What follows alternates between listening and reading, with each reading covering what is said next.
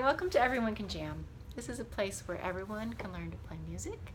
And today is an exciting lesson for me because we're going to look at the gateway chord F. This is not about really actually playing F.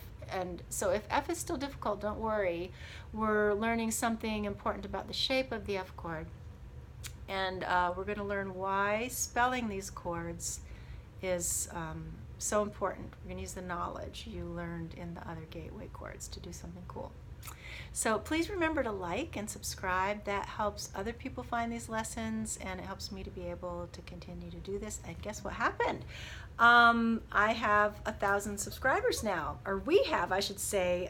We did this together, and I appreciate your help. And now that we have 1,000 subscribers, that means we can do YouTube Live, and we can talk about these things and learn more together.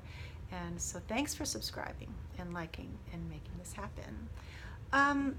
Before we go any farther, we were talking about the guitar course. This is something that we will practice and reinforce in the guitar course. So this is going to go a little quick. If it seems like a little much, don't worry. We'll refer back to this, and you'll understand what you need to know for this lesson. And if what I teach you right now is a little too much all at once, just come back and learn it later, or join us in the EFG Essential Fundamentals for Guitar. So let's do 5th string open is an A note. And if you play that same string, 2nd fret, that's a B note. Same string, 3rd fret, that's a C. You don't have to remember this, but the main idea you're going to understand. It'll help us a little later. So open is A, B 2nd fret, C 3rd fret, A, B, C, just like the alphabet. If we play that same shape on the 4th string, we have open, 4th string is D, 2nd fret is E, F. So see how that's the same pattern? A, B, C, D, E, F. The important thing we learn here is that B and C are right next to each other. That's always true, no matter where you are on the fretboard. B and C are next door neighbors. E and F are right next to each other. No matter where you are on the fretboard, E and F are right next to each other. All the other notes have a space between them. Just kind of take a look. You don't. I don't want you to memorize this yet. It'll be easier to memorize once you understand the relationships. So see how this is the open A string. A, B, C. B and C are right next to each other. Between C and D, there's an empty fret. Between D and E, there's an empty fret. There's always a space, unless you have E, F. Just like we had E, F next to each other here. Empty space F to G, empty space G to A.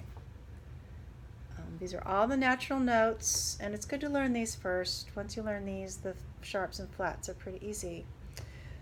So just by spending a little time with A, B, C, D, E, F, you can always come back to this as a reminder when you need to remember which notes are right next to each other. Okay? So that will matter in a little while. Let's look at that PDF will be on my free instruction page, which you can get my free instruction page by, if you don't already have that link, you want to go to my website, which is in the description under this video, and sign up for my email list. Then you'll get a link to my free instruction page, and that's where you find the PDFs. So I would watch the other gateway chords too. If this is the first gateway, you can watch this one, but I would watch the other ones too, A, D, and E. So here's the front page of your PDF. You're going to print them back to back, probably on cardstock. So it'll be kind of like this. Here's the F shape. Don't worry if you can't play it. This is about relationships. How do you spell an F chord? So if you don't know how to spell F chord, you flip it over and it tells you right here, F, A, C. That's how we spell an F chord. If you only remember one thing from this lesson, memorize. You only have to memorize a few chords to get you far. FAC is how you spell an F chord. But if you're curious and you want to know more, this is an F scale. I just realized I should have written the note names here. I'll write that before I scan it for you. This is an F scale. Let me hear an F note so I can sing it.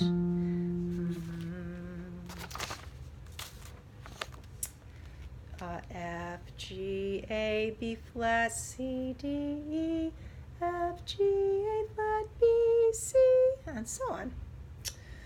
The first note in the F scale is an F. I should have written an F here.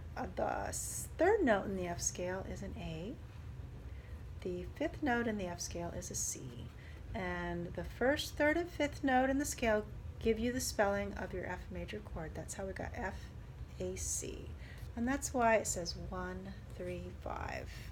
So the first thing you want to learn is how to spell your chords, but then at your earliest convenience, you also want to know the 1 and the 3 and the 5. That comes in super handy. It will do magical things for you. Now this is where this lesson is going to be a little different than the other gateway chords. In the other gateway chord lessons, we labeled these spots with the letters. So if this was like the other lesson, we would have put F, A, C, okay? And we would have said that's why this shape makes an F chord, because this is the notes that spell an F chord. But in today's lesson, we're going to kind of go in a new direction. So I've labeled this shape with the 1 and the 3 and the 5. This is an F. 3 is an A. That is an A note. And the 5 in the F chord, that is a C, but we're thinking of it today as the 1 and the 3 and the 5. And now let me show you what we're going to do with that knowledge. So I'm going to play that shape, and it's a lot easier than trying to play both of these notes like you do in the F chord shape that we're familiar with. So fourth string 3rd fret, we're playing 3rd string 2nd fret, and 2nd string 1st fret. I'm just playing the 1, 3, 5. 1, 3, 5, F, A, C. Okay. The cool thing is this is much easier to play than the whole F chord, or this F chord. Okay, 1, 3, 5, and it's movable. No matter where you go on your fretboard, you're going to get a major chord. That happens to be a G chord. 2 frets higher, A chord. This is a movable shape. That's not a bar chord. And you can use this shape to find your way around and do magical things. Okay? So let's just go back to our F shape. Remember this little thing we talked about where every note has a space between it? The notes on each string are in the order of the alphabet. Okay, A, B, C, D, E, F, G. If you're on the A string, there's a space between every one except B to C and E to F. So, keeping that in mind, you know your alphabet, I'm going to assume, and this is an F note right here on the 4th string 3rd fret. Think of this as the spot that names your chord. If I go 2 frets higher, the note is not an F, now it's a G. So since the note in this spot, the 1, remember 1, 3, 5? If the 1 is a G, then this shape is going to give you a G chord. Okay. We haven't memorized G chord yet, but if you knew that if you knew how to spell a G chord, or you might know, if you know that G chord is GBD, then your guitar will tell you, this is it. This is a G, this is a B, and this is a D. That can be very handy. If we take this spot, remember 1, 3, 5, if we move the whole thing 2 frets higher, That was a G, so this is an A. And if you've been following these lessons, you do know that an A chord is spelled A, C sharp, E. So if you were trying to find your way around, this shape will tell you that this is an A note, this is a C sharp, and this is an E, because you know it's 1, 3, 5. Okay, and let's not name the notes in the B chord because it's a little weird and less familiar, but half step higher. If this was a B, I skipped something. That was an A. 2 frets higher is B. B to C is half step. 1 fret higher. So this is a C note.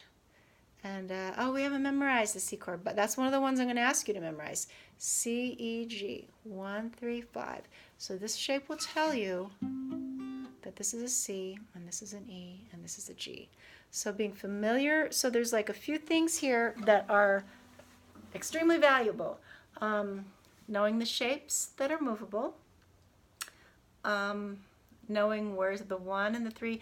Don't worry about all of it at once. I just want you to see how valuable this kind of knowledge is. And I will guide you through learning one little thing. You don't have to learn it all at once. But can you see how some basic knowledge of the shape and how you spell the chord, it can give you a lot of information and help you find your way around. And you really only have to memorize, I'm going to suggest 6 chords. We've already memorized the spelling of A, D, E, F, and I'm going to suggest C and G, and here soon I'm going to give you all 6 of those, maybe like on flashcards. So you can just make sure you know, if you know those 6, it's really,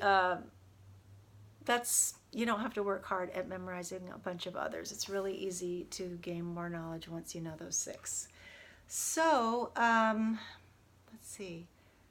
I hope that is as exciting for you as it was for me the first time I learned it. I like to teach in such a way that I like to teach my students the way I wish I was taught. If somebody had taught me this 30 years ago, it would have made such an incredible difference in my life. You may have seen me on David Letterman by now, but that's not important. The important thing is that I just want to get it before I die. You know, I want to be able to play some lead guitar and find my way around.